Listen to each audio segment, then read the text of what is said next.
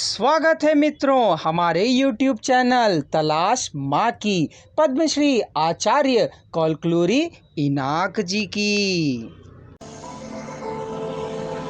पुस्तक का अनुवाद किया है श्रीमती पारनंदी निर्मला जी ने। पुस्तक का प्रकाशन किया है गीता प्रकाशन ने। तुम मेरी माँ हो कह बताना काफ़ी है, मैं निश्चिंत होकर जी लूँगा। तुम कौन हो यदि मुझे मालूम ना हो तो मैं जीवन पर्यंत मरता ही जीऊँगा। तुम्हारे बारे में पता ना होने पर जितने समय तक जीवित रहूँगा मर मर कर ही रहूँगा। हे माँ, यदि तुम्हारे बारे में मुझे पता लग जाए तो जितने समय तक जीवित रहोगी उतने समय तक मैं सुखी रहूँगा। अम्मा, इस अभागे को भाग्यवान बनाओ ना। जिस शिशु को तुमने 9 महीने ढोकर जन्म दिया है वह तुम्हारे चरण कमलों को प्रणाम करते हुए प्रार्थना कर रहा है।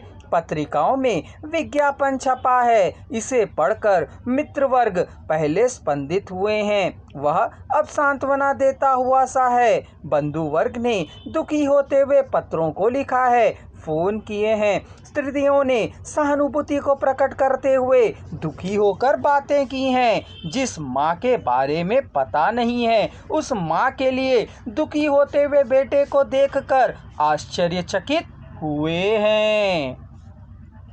मैं तुम्हारी माँ हूँ, पर बाहर प्रकट कर मेरे पति और बच्चों परिवार को खराब नहीं कर सकती हूँ।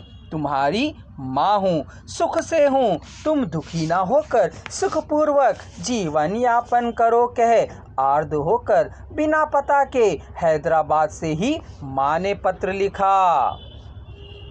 वह उसकी माँ नहीं हो सकती है, लेकिन उसका मातृहृदय स्पंदित होकर पुत्र तुल्य सुख की कामना किया।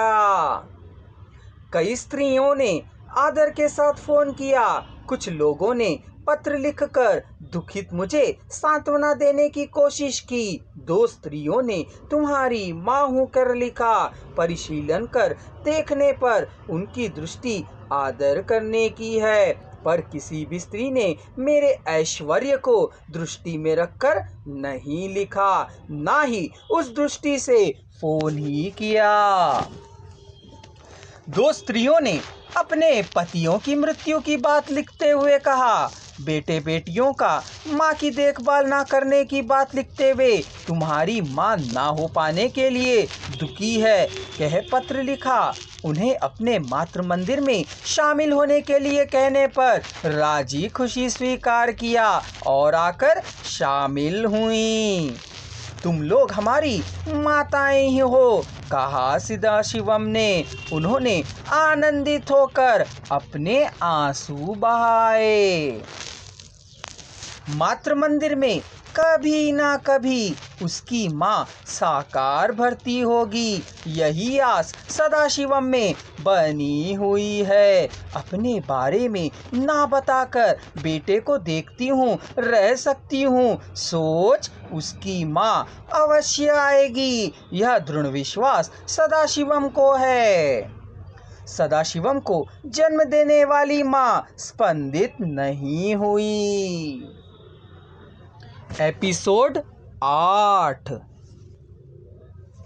सदाशिवम जब कंप्यूटर कंसल्टेशन में काम कर रहा था तब अकबर ने आकर बताया कि एस्टेट मैनेजर बंगला मैनेजर दोराजी से बात करने की प्रतीक्षा कर रहे हैं।